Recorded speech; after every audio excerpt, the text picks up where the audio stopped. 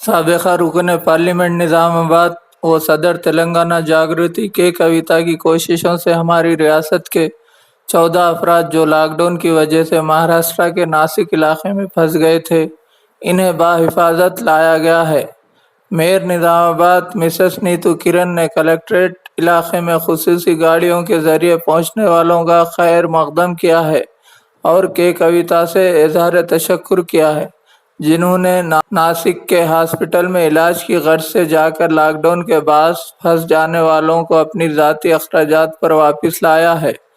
اس موقع پر صدر نشین ضلع پرشد وٹھل راؤ، نوڈا چیئرمین پربھاکر ریڈی، صدر ضلع جاگرتی اونتی راؤ و دیگر موجود تھے۔